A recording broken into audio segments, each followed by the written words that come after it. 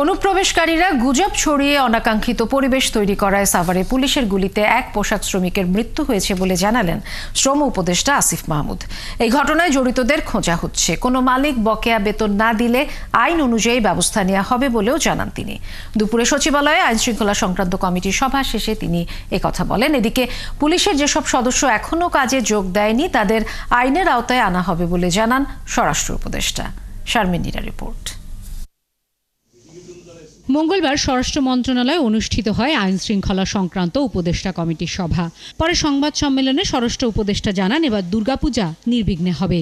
এ ব্যাপারে সব রকমের নিরাপত্তা নিশ্চিত করা হয়েছে।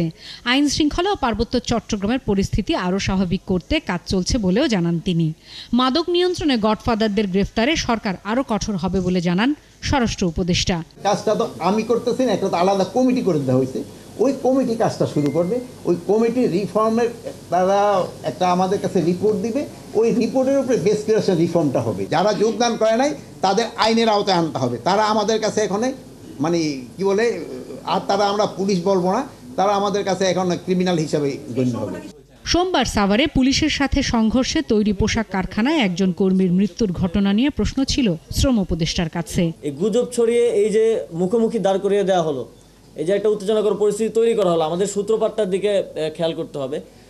সেখানে আইনশৃঙ্খলা বাহিনী বাধ্য হয়েছে এবং আপনারা দেখেছেন যে সংঘর্ষে আইনশৃঙ্খলা বাহিনীরও 13 জন সদস্য মারাত্মকভাবে আহত হয়েছেন, চিকিৎসারত আছেন।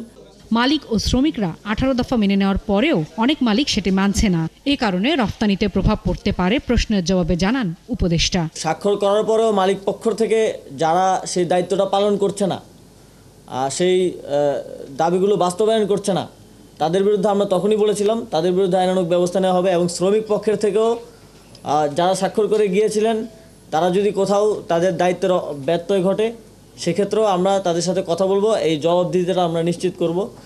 সোমবারের ঘটনায় হতাহতদের পরিবারের ক্ষতিপূরণ ও চিকিৎসা সহায়তা দেওয়ার কথাও জানান শ্রম উপদেষ্টা। শারমিন মীরা, 71, ঢাকা।